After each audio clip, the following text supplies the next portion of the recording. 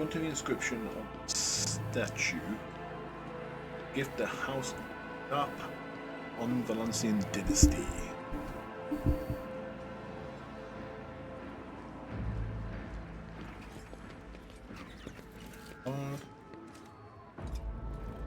Or on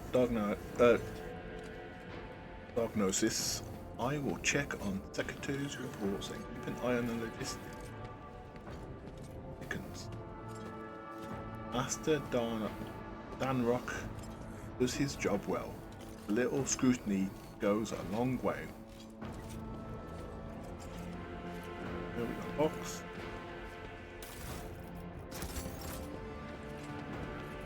Cyber Eagle. Cyber Eagle is popular.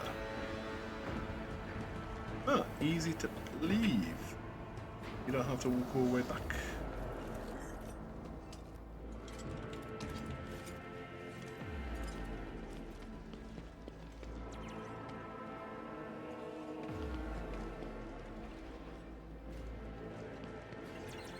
Go.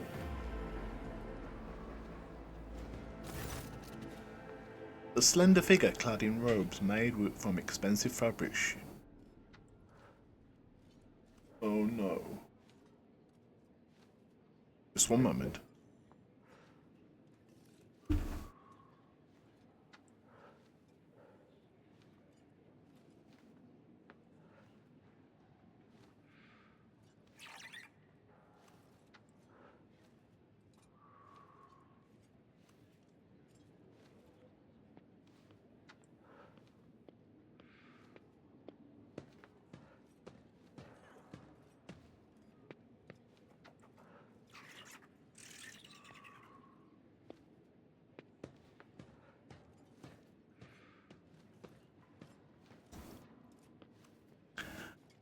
A slender figure clad in robes made from expensive fabrics, shudders from violent coughing, pressing a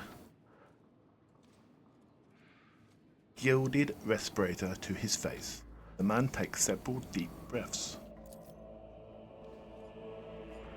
Achilles, it's been many moons. I hope your cousin is feeling well. Achilles covers his burnt lips, trying and failing to suppress a coughing fit. She is in good health. She sends her regards to you, as well as her wishes for your swift return. Hendrix frowns. For as long as the stars shine in the sky, my vigil continues. So it does. Achilles thumps himself in the chest with his augmented hand. You hear the clanging of metal against metal.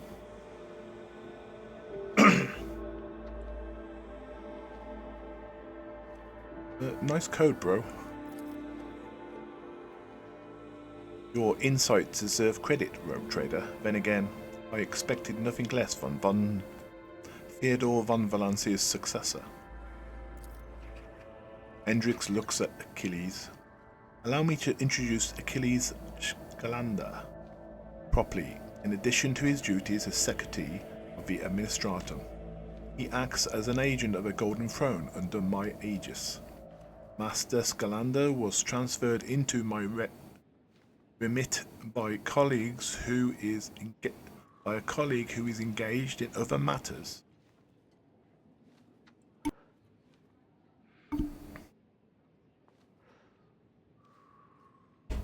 In the Coronus Expanse, I'm sure you will find Achilles' services useful, especially in dealing with schemes of humanity's foes from the borders of your protectorate. Greeting, Lady Kinokon von Valancia. Allow me once again to express my deepest condolences on the loss of late. It's like she knows when I'm trying to do something. Yes. Why are you here? Leave it. Leave it. Just go. Leave it.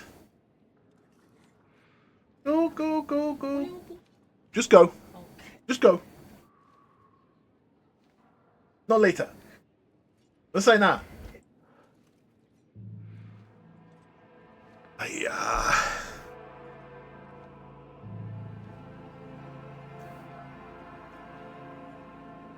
I will do everything I can to track down and destroy the Kunrag Vauclair's apprentices on the capital world.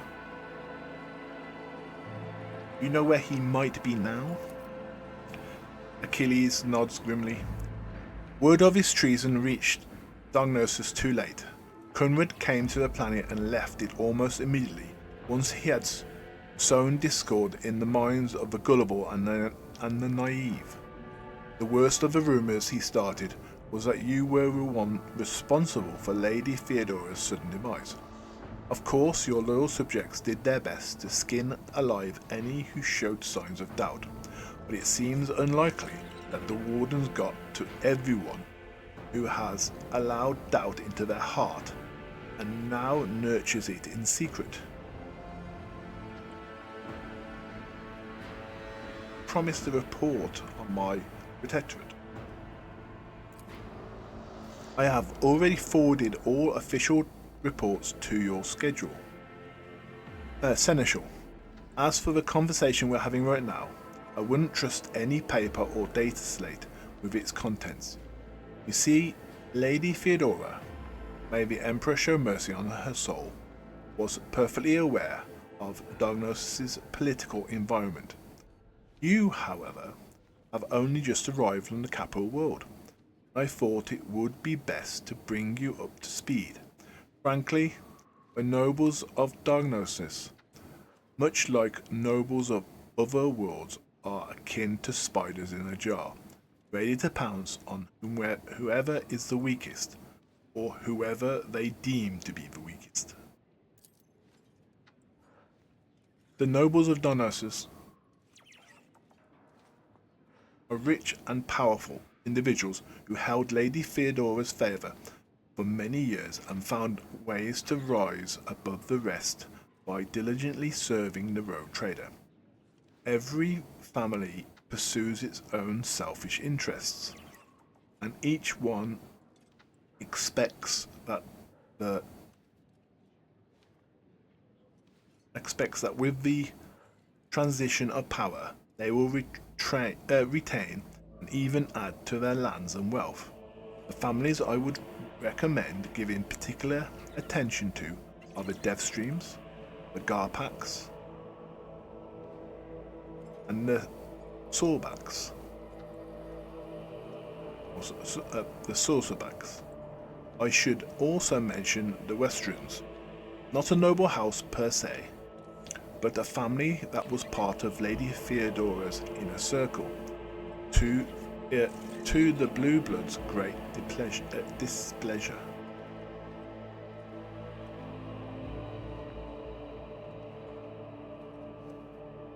Tell me about the Deathstreams. The Deathstreams are the ancient governor house of Dogmatic. Particularly, the greater the wealth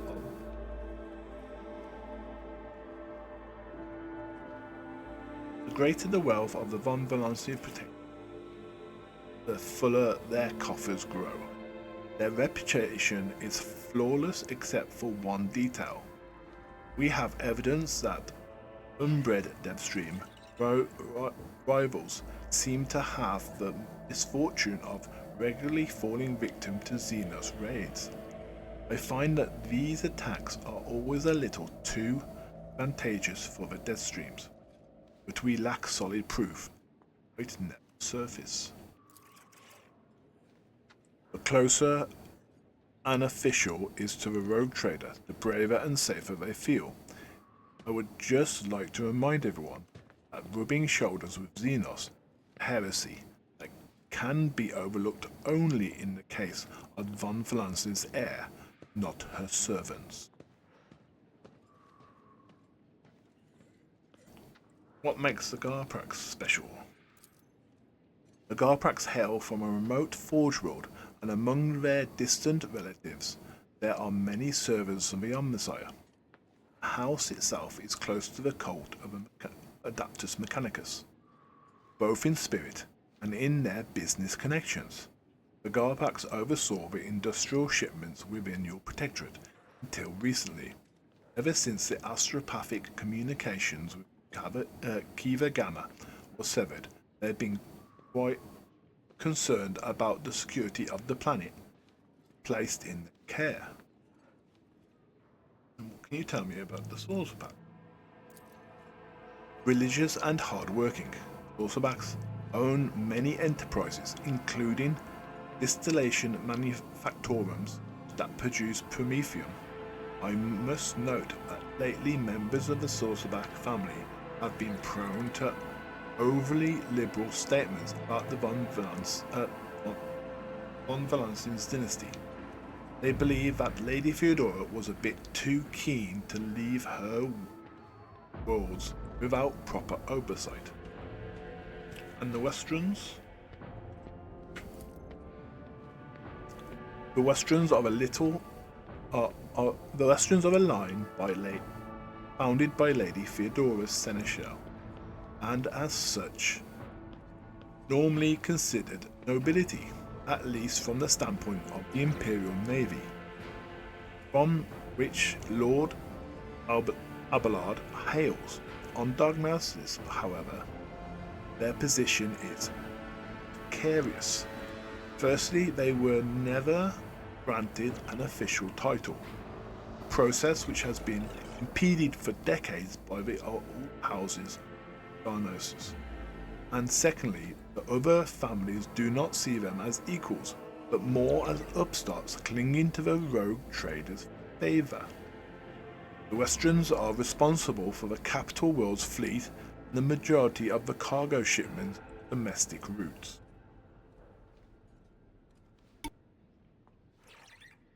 Oh.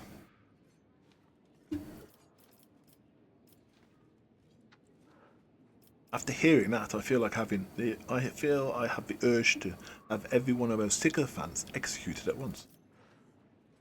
Achilles shrugs. You are naturally well within your right, Rogue Trader, but remember that this will cause the multi-layered bureaucratic system of diagnosis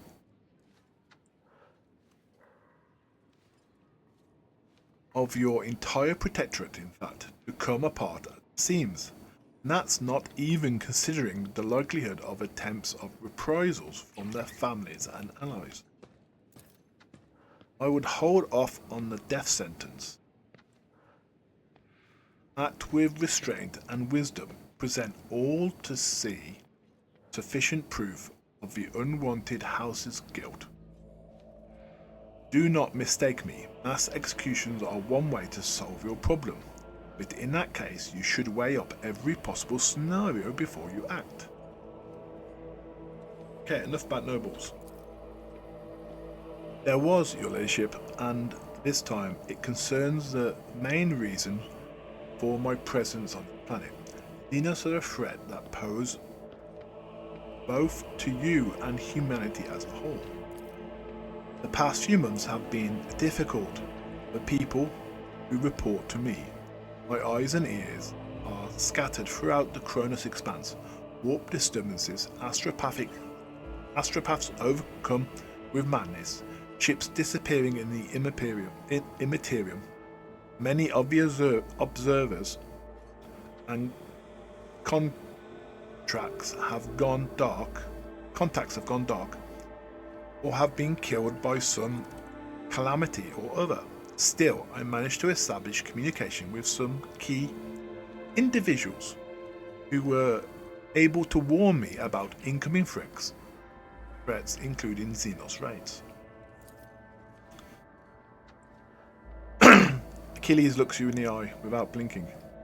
It is within my power to supply you with intelligence on where and when Xenos will strike next. I do not doubt that Governor Deadstream will beg you for protection against the Xenos, and in the fight, the information from my contacts will serve you well. I beseech you, Kinokon, if I ever report a threat looming over a ship, or planet. Do not dismiss it. Sometimes it takes an intervention from a rogue trader and her mighty void ship to avert disaster.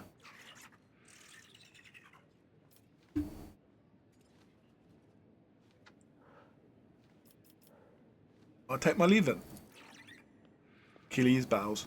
According to a message I received a few minutes ago, Governor Destrium has arrived at court. I imagine that the Chancellor is already prepared to arrange the meeting. All that's left is to notify her that you are ready to see Oberon.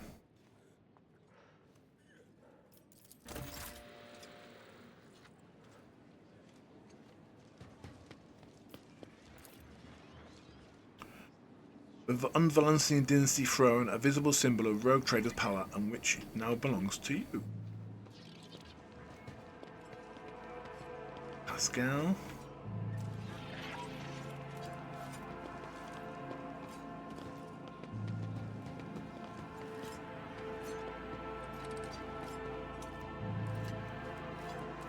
Oh, interesting.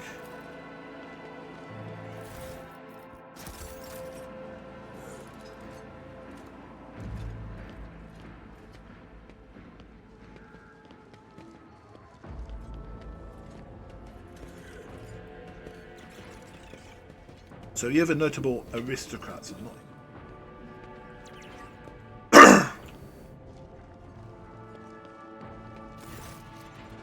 Your ladyship. Clementia bows her head politely. For a chancellor to a rogue trader, she is dressed rather simply.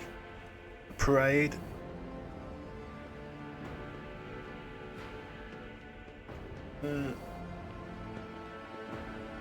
doublet, polished boots, and a comfortable cloak. She bears a sabre in a gilded scabbard, whether for show or protection, one could not say. Only her ring with the western coat of arms indicates that she is of a higher social stratum. The governor is waiting on the periphery of the palace. Please let me know when you would like to see him.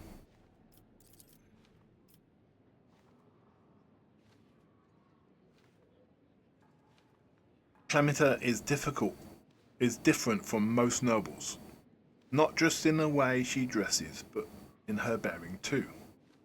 Although judging by the visible scars on her skin, at least some part of her education took place on the battlefield rather than within the secure confines of Curium. Oh my god!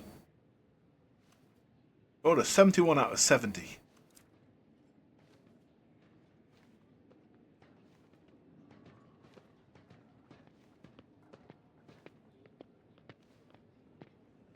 Tell them I'm ready. Clementia bows before leaving. I shall arrange for him to be escorted to your study.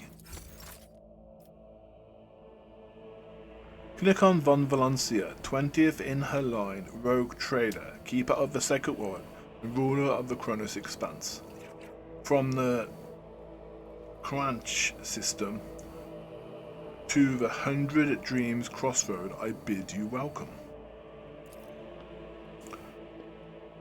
Oberon Deathstream, governor of this great world. First and foremost, please accept my dearest condolences. It will be difficult to recover from the loss of a woman as great as Theodora von Valancius. It pains me to think that she is no longer with us. The civilians of Dionysus and of the entire Protectorate grieves alongside you. Please allow us to declare half a year of mourning so that we can honor the memory of our beloved lady. The governor glances at Kibella anxiously, then immediately averts his gaze. Then he looks at her again, but when Kibella lets out a grim chuckle and stretches her lips out in fresh blood into a petrified grin, the governor turns away from her sharply, all but squealing in fear.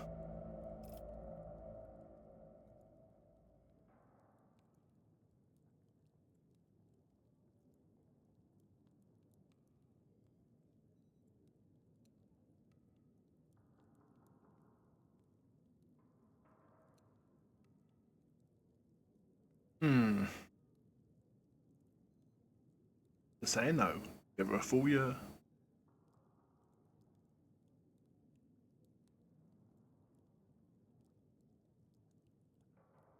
Theodore von Valancius deserves more than that. You will declare a full year of mourning. I will immediately give all necessary instructions, your lordship. He casually presses a few buttons on the cogitator built into his golden bracer. Esteemed Kinokon, Lady Theodora was a strong leader, and we ought to follow her example. Let us lean on our wisdom and persevere in spite of the tragedy. Together, let us carry on where she no longer can be leading the von Valancius Protectorate to even greater prosperity. Alas, it won't be an easy task to accomplish. Some time ago, astropaths of Darnosis flew into a rage. They had to be subdued. We are gradually restoring our ability to speak with the neighbouring worlds, but the contacts are still weak. The roots are tangled and no longer lead to the system that the captains expect them to. Given that the vast majority of the ships in the Darnosis Navy travel without relying on the services of navigators, without your engagement, the well-being of the von Valancius dynasty and billions of subjects is presently at risk.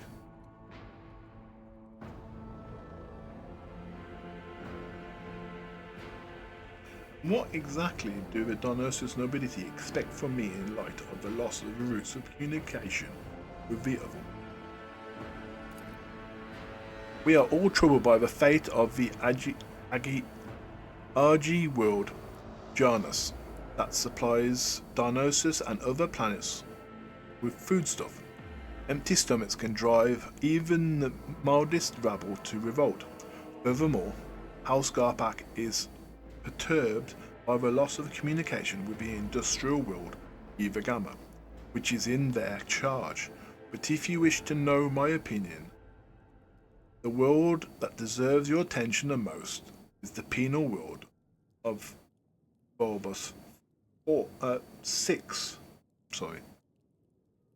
One of the key mining suppliers in your protectorate. Such intriguing concern for Volbus 6 outpost, doesn't your house happen to own the extraction station there? Devstream's beardy eyes widen in fear. Your lordship, I beg of you, I do not interpret my words as an attempt to influence your words. I beg you, do not interpret my words as an attempt to influence your decision in any way. You see, without Barbus 6, manufactorums of your worlds need to make haste to find new suppliers elsewhere and arrange for new shipments. And in these troubled times, they may run risk of delays and other most tragic mishaps. My only concern is for the prosperity of the von Valancius dynasty.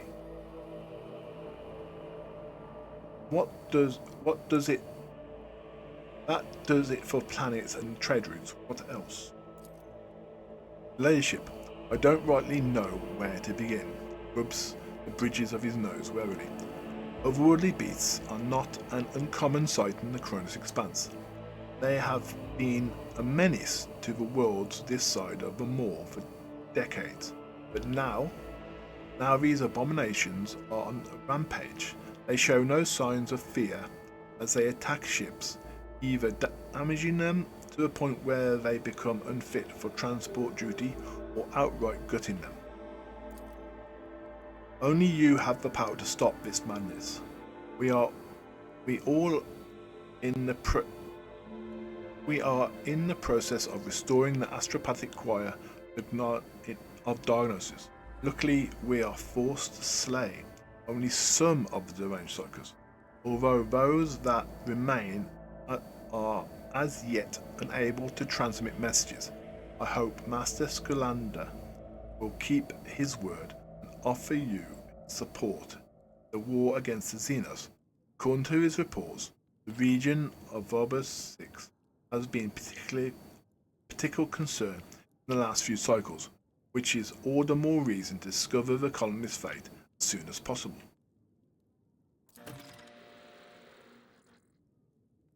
Now to issues on a smaller scale. There is a certain degree of tension in the capital due to unorthodox succession to the Sacred Warren. Chances of uprising are minimal, of course, and the spreading of rumours is nothing but a sign of weakness of minds and spirit. Nonetheless, I have prepared a list of minor houses that have demonstrated unseemly discomposure at your succession.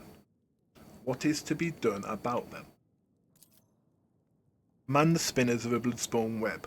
They will be set a fine snare of retribution. Dominum Kinokon. We will whisper names, and that whisper will drown out insolent voices.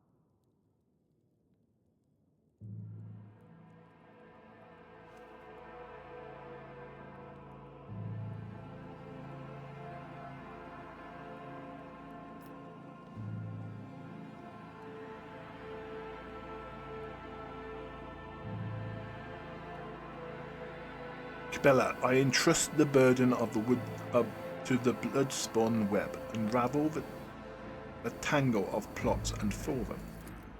It will be done, Immigon Kinokon. Dominic Kinokon, let the sacrament of the hunt commence. A cold sweat breaks over Deadstream's face. He forces a subservient smile on his face. This will bring the noble houses into line for years to come, your lordship. It will make them fear not only blasphemous words, but also their own shadow. One last thing, your lordship. Your inauguration as bearer of the Sacred One is but a matter of time. I would like to inquire about one crucial detail. I imagine you are intending to uphold a centuries-old tradition, bolstered by an equally long-lasting friendship, of being represented on diagnosis by one of the noble houses. I presume that, as before, this duty will be accorded to House Deadstream.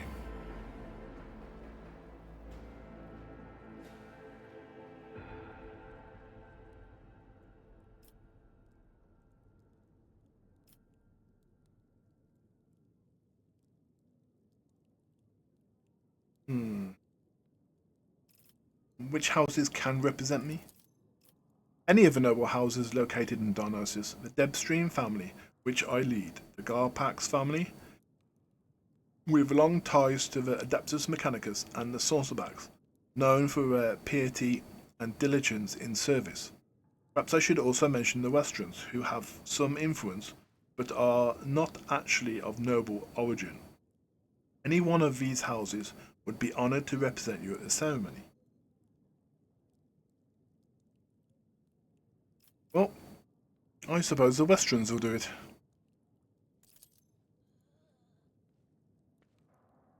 Abelard turns to you and bows respectfully. Lord Captain, to accompany you in such a critical hour is the greatest honour of the Westerns' bloodline. Have no fear, we will not fail you.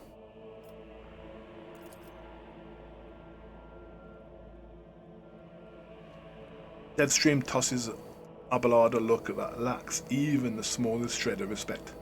Forgive my boldness, but I must remind you that the Westerns, whose lineage traces back to Navy officer, are not of the Diagnosis nobility.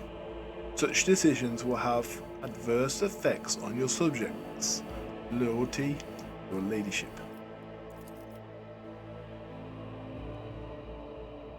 Debstream's face breaks into a bitter smile. I shall immediately relay your command. Most gracious rogue trader, thank you for your time.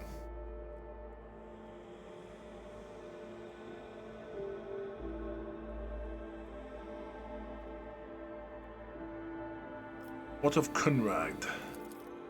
Traitor. The governor pensively strokes the rings glittering on his fingers. Lord Vugtier visited the capital some time ago, but he did not request a personal meeting. A heretic, you say? Now I see where all the whispering in the corridors come from. I shall be frank with you, your ladyship. Lady Theodora's sudden death was a blow to every one of us. The absence of any sort of verifiable and complete information about her successor gives grounds for all manner of rumours and misinterpretations, especially if someone is deliberately inciting unrest and discontent. Naturally, none would dare challenge you by accusing you of something as sacrilegious as murder of a rogue trader. However, Conrad was once a true boon to the protectorate back in the day, and as such, some might heed words.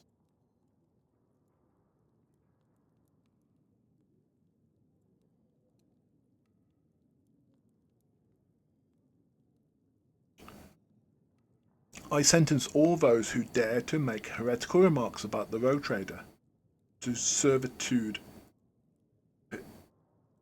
perpetuus machine. Machines aren't prone to dissent. I shall immediately make all the arrangements so that your order can be carried out properly. Depstream bows. When will the inauguration take place? I'm afraid that until you deal with the pressing issues, the ceremony will have to be postponed.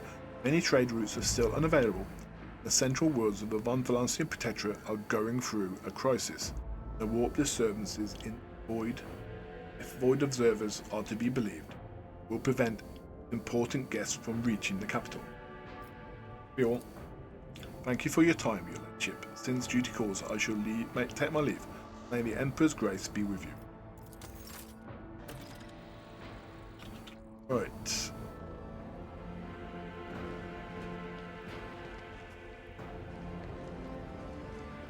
Still not found this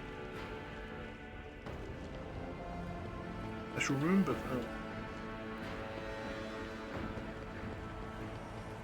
going. I'll go inside. Oh.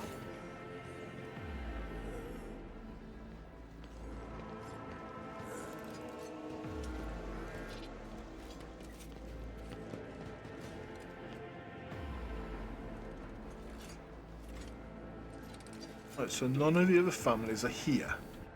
I presume not until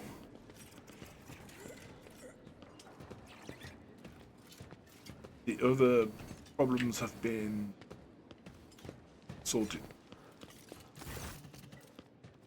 A finely dressed man greets you with an incredibly radiant smile. His meticulously polished jaw augment reflects the palace's interior as sharply as a mirror. Allow me to introduce myself. I am Lustrious Carmelian, a collector of curiosities. Perhaps your ladyship will find something useful among my. What do you sell? Lustrious points to his eagle, still smiling. Equipment for noble cyber assistance, of course. The demand is modest, as few in the Imperium can afford such luxury, but I am glad to have found my calling. Judging by his expensive attire and ostentatious augment, Lustrious's wealth is unlikely to stem directly from his curiosity business. Came here following his heart, it seems, and not his greed.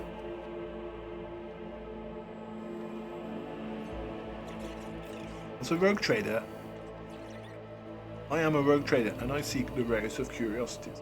Do you have anything of the sort? My collection will offer you the biggest and broadest choice in advance. However, even the devoted enthusiasts like myself has limits.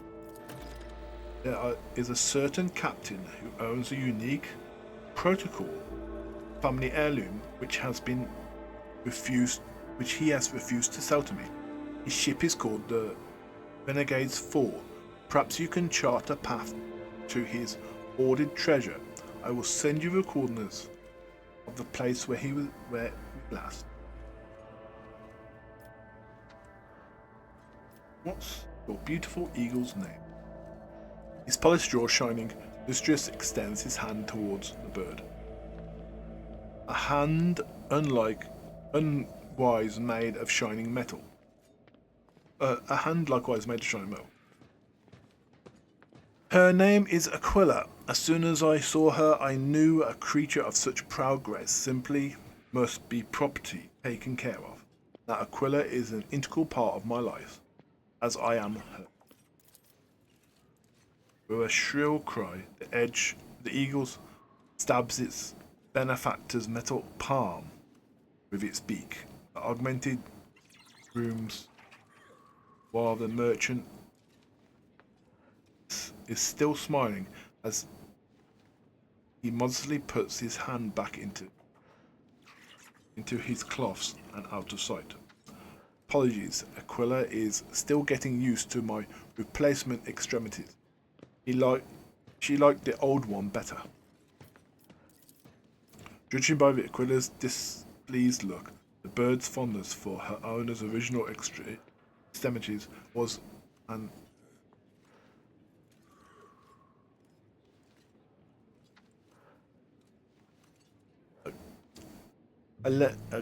limities rather than affectionate nature. Was your friendship with Aquila the reason you needed Dogmatic? You are exceptionally observant. The man laughs softly and melancholy, then shakes his head. Developing a friendship with such a noble creature is a thorny path, and after a moment of especially profound disagreement, I had my hand replaced. But this Lucius touches his jaw implant, his pride evident. This was purely the beauty of the thing. I used to be passionate about finding rare arguments, and could not resist having them installed, even if they were made by, shall we say, not purely righteous hands, but the fine craftsmanship, the razor-sharp outline. Please keep this a secret from the Adeptus Mechanicus. I know the Red Priests don't condone things like that. Let's see what you have. I can have that. I can have that.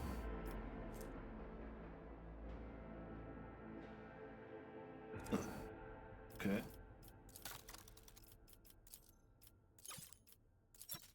And I've got nothing I can trade you. But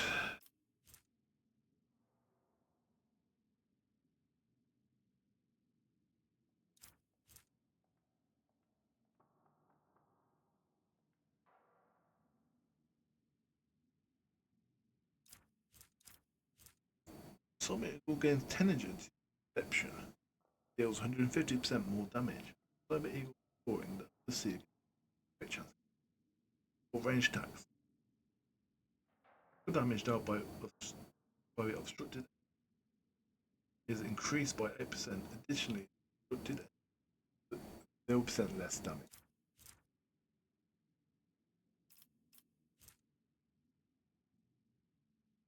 Cyber Raven, Cyber Eagle. Massive server school.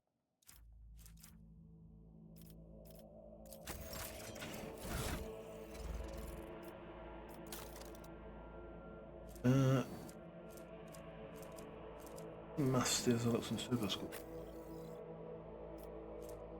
10 Fellowship. Whenever an ability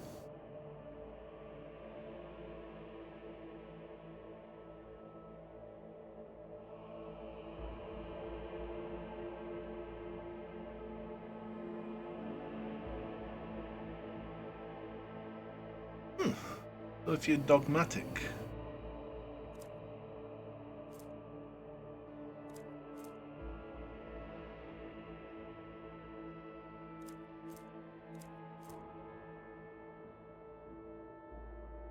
vertical, yeah, okay.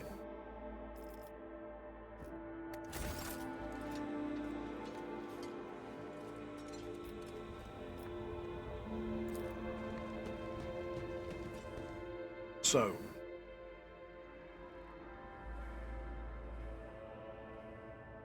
I need to head over to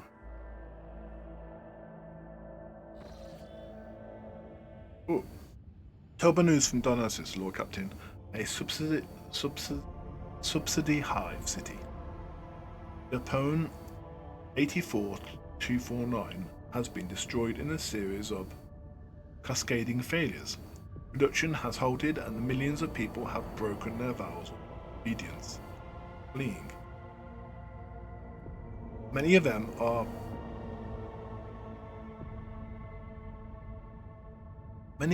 perishing in the wasteland and overloading the transport lines leading to neighbouring hives.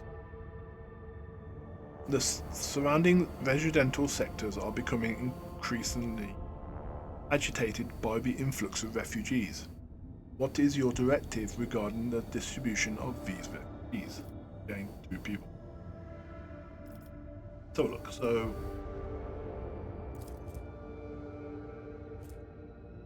gain 1 deflection and +3 to hit, but lose complacency.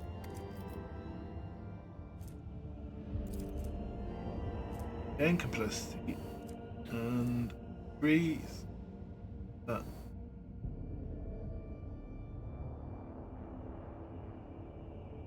So enemies deal -15.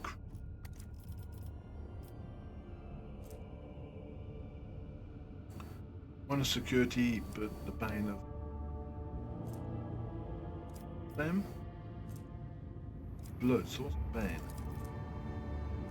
Grants a rogue trader and allies +2 movement for each human enemy killed in battle. What's the cause of the catastrophe? It is still unclear. The noble houses are casting blame on one another. Agents of the esteemed Achilles Scalander, stationed in Japone 84249, died heroically while trying to save the populace from this disaster. The final report mentioned some vulnerability in the industrial sector, the lower hive, but did not go into further details. All your servants are currently too busy dealing with the consequences of the crisis to investigate its cause. What do my advisors say? The death of Achilles' agents draw me. It may not be a coincidence until the cause of a disaster can be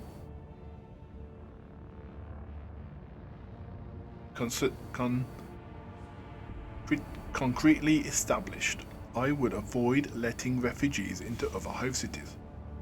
There may be saboteurs among them. I recommend setting up probative cordons where the refugees can be contained in the wasteland between them. The Emperor bids us to face the often cruel strokes of fate with dignity. If the other hives do not wish to accept the unfortunate victims of this tragedy, then let the victims themselves teach those living in the hives a lesson in resilience and humanity. I'm sure that the ecclesiarchy will aid the refugees in the constructing camps to survive out in the wastelands and establish a community of proud desert desert dwelling martyrs. Such harsh conditions can be a crucible, fortitude and fearlessness for this tragedy feat of spirit. The noble houses are trying to wash their hands of this. How predictable, and yet it is their duty to see to it that the planet meets the tithe obligation and bring glory and revenue to the treasury you're absent. Let the aristocrats see to their refugees and stop till every last one of them has been put to work. So, blood, negatives, Waylander prayer, efficiency,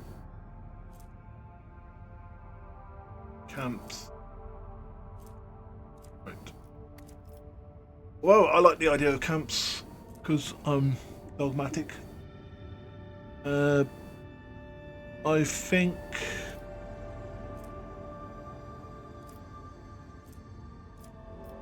was that one? Deflection and hit chance.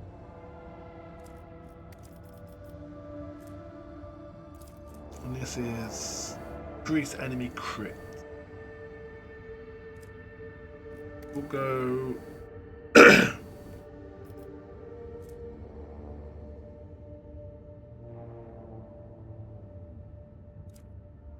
we'll give it Argenta. He who dares to remain deaf in the pleas of destitute shall be branded a traitor to the faith. Large labour settlements were set up around the ruins of Scarpone 84-249, and the refugees from the wasteland and neighbouring hives have been rounded up there.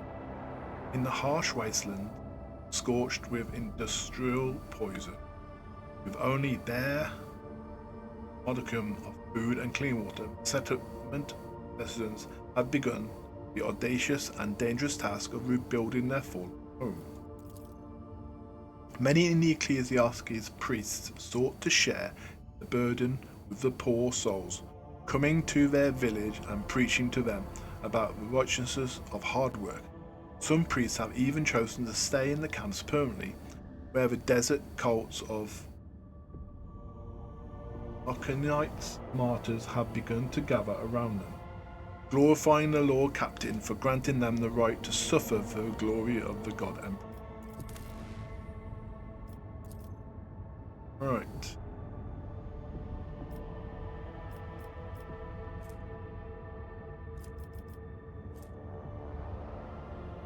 Lose profit had to beg everything else. New Hive City will be established on top of ruins.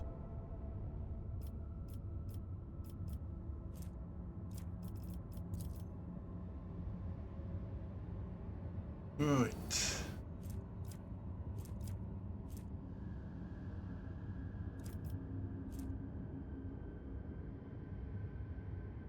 No trader gains +5 to all their skills. The palace be constructed on top of the ruins of Keys. The dead and dying will fertilize the gardens. Survivors build a spire space elevator. Be capped by Emporium, except in those ships every time. Lose security, but reduce route costs.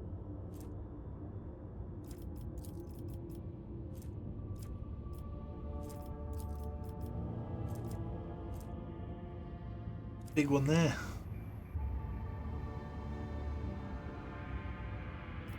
Execute.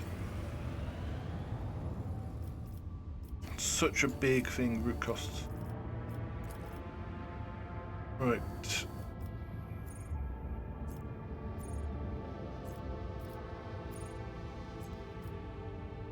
That can wait.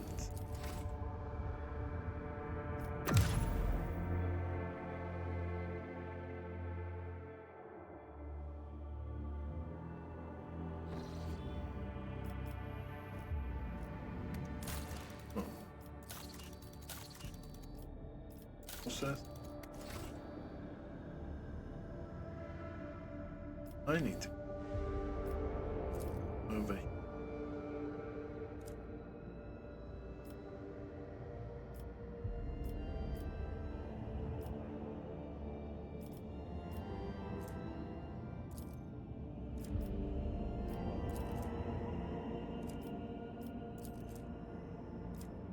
So here, relationship. I humbly ask that you grace me with an audience. I simply must inform you about a series of outrageous breaches of discipline that threaten to dispute this coffin. Yay.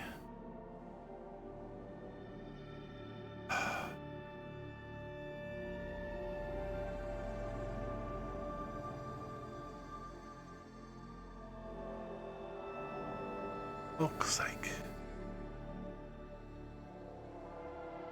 Can't take that woman anywhere.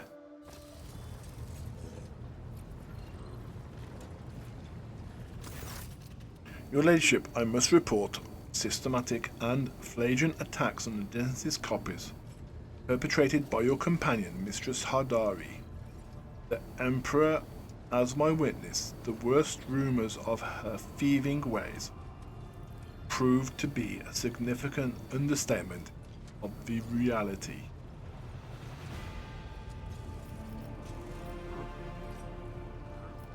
What crimes has she committed against the Treasury? She extorting bribes and obligations, gifts, favours. For herself in particular, she is exploiting rumours of a connection between herself and your Ladyship, who unscrupulously gather bribes from all and sundry, hinted at how displeased your Ladyship will be to hear if anyone is uncooperative. I myself have found myself a victim of her attacks with particular frequency due to my position. How much has she cost us? Surprised by the question, Donrock calculates before saying, on the Protectorate-wide scale, the astronomical sum she has extorted from us seems negligible, but not worthy a note. Nonetheless, I cannot help but be outraged by her blatant exploitation of your goodwill. Bring it to me.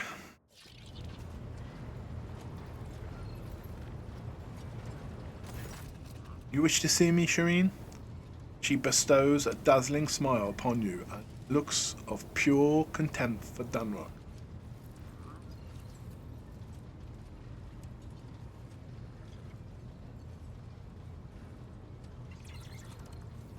The High Praetorium is worried that you are exploiting your privileged position. The High Factorum should try to worry less. It is not good for the slanderous little heart that pumps blood around his ungrateful carcass. But I am surprised he was not worried before, when he showered me with gracious gifts the moment I arrived on board. Of course, I will not accuse him of trying to buy my favour. The Factorum's face changes colour to match his jacket, whose collar suddenly appears to be digging into his flabby throat. However, the source of these blessings dried up as soon as he learned of our connection. During, I considered it profoundly wrong that our affection should have such an unhappy effect on my material well-being. Therefore, I took it upon myself to remind the High Factorum of his previous Rajis.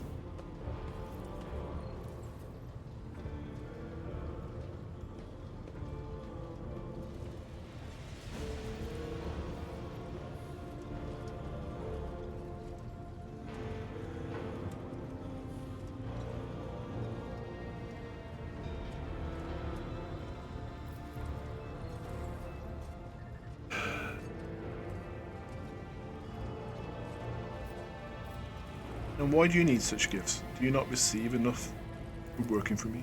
I'm a businesswoman, Shireen. I extract profit from everywhere. It is in my nature. When a desert lion catches the scent of blood, he will eat even if his belly is full. For who knows when the next feast will come. Besides, what girl doesn't like to receive little gifts? Jay lowers her abashed gaze to the floor. Jay, stop riding roughshod over Ministorum and my treasure.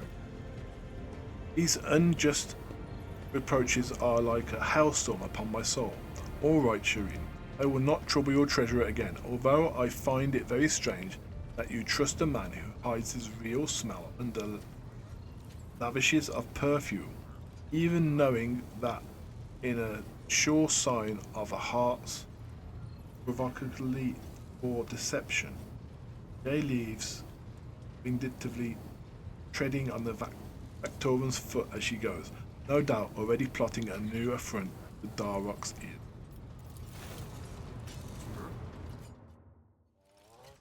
Thank you, your ladyship. Servants will be pleased to know that I have been I have your protection against the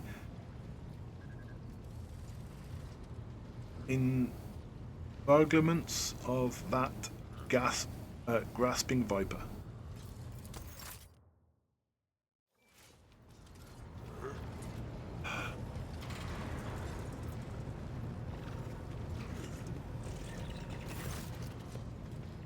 Let's buy.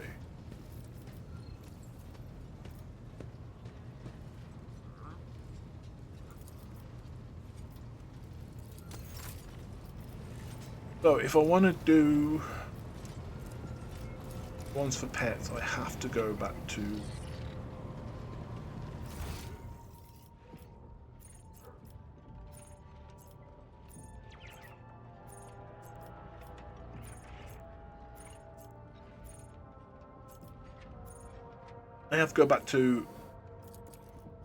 diagnosis. Okay, good to know.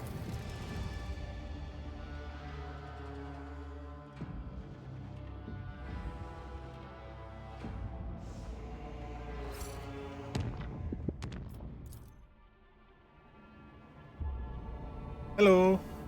I'm doing fine, thank you. Thank you for the sub. Oh, sorry, thank you for the follow, not sub.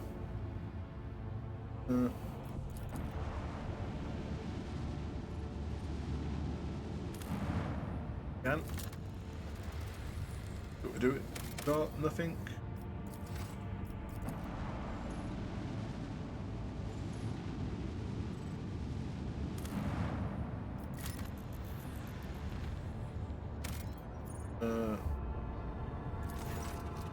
After analysing the OG data, the officers were surprised to discover that the planet was once covered with oceans.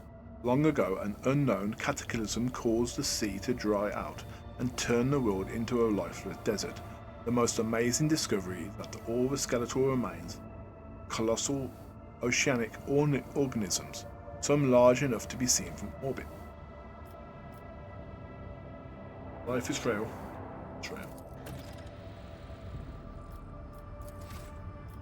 Next.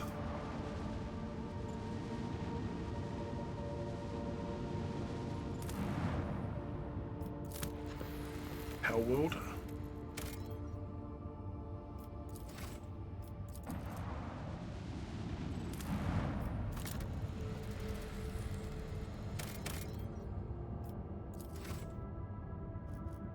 The Flat Sector.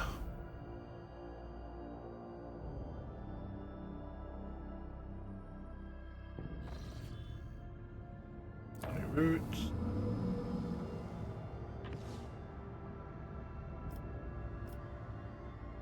Save. Right, that's it for me tonight. Thanks for my new visitor. I might see you again next time. So long.